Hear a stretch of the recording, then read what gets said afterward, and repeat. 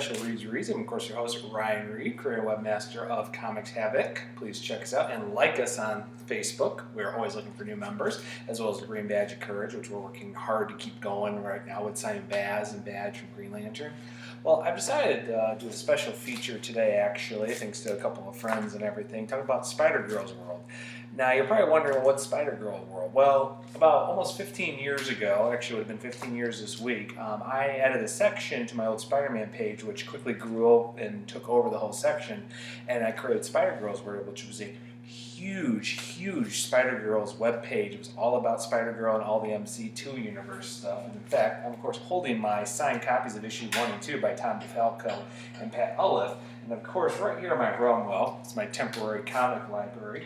I've got my digest right here, as well as some of my other trades right over here on Spider-Girl's world. Spider-Girl was basically the daughter of Peter and Mary Jane Parker in a world where she did grow up and she became this sensational Spider-Girl and took on her father's legacy and everything. I was caught up hugely by the series right off the bat from the What If 105, which launched the character along with Ron Frenz and Tom DeFalco, and did from there. After that, I just hugely went into this webpage for actually about almost 13 years.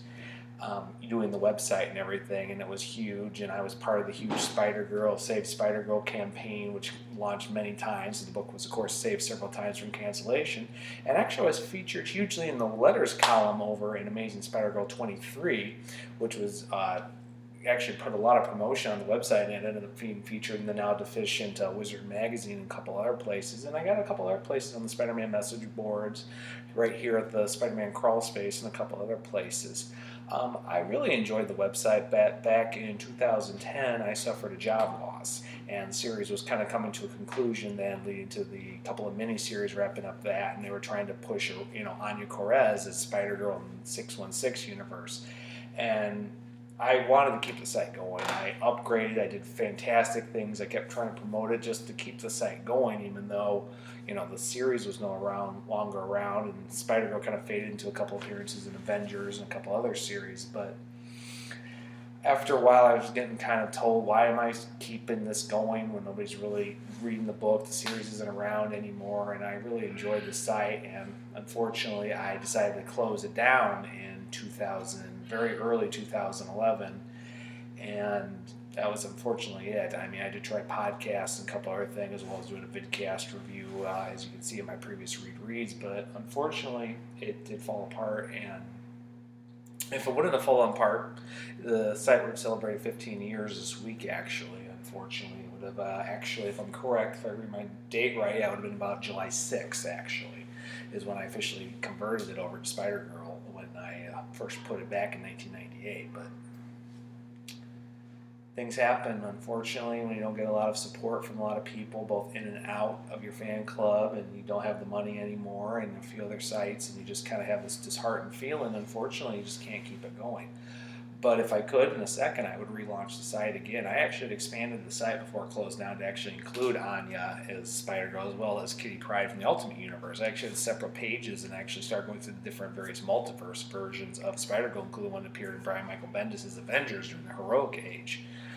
But as I said, there was a lot of lack of interest and everything, and I just have my memories and a few other things now and all that, and that's really unfortunately it. So it was a fantastic site. I love doing it. I wish I could do it all over again. Maybe someday I could, maybe when things have changed a little bit and all that. I mean, believe it or not, this is my house, so I'm doing something right here. It's changed in the last 2 years, so I'm hoping someday to do it really well. I mean, my son's interested, if you can hear him in the background. My nieces love Spider-Girl too, so I'm hoping someday Spider-Girl will make a return in some shape or form that I can keep going and everything, because I mean, I love doing it. I still have the backup files, all that. I was just searching through them here for pieces for this vidcast, so if you ever see Spider-Girl, you have a chance to read the trade paperbacks, pick up the whole series, including Avengers Next, A-Next it was called, J2, which was the Son of the Juggernaut, American Dream, which still shows up, especially in Captain America Corps, which I have right there, and a couple other series and everything. I really recommend checking it out. Spider-Girl was a fantastic series, which was very sad when it came to an end, and I hope we will see her again in the future. Maybe we will. Maybe MC2 will live at one point.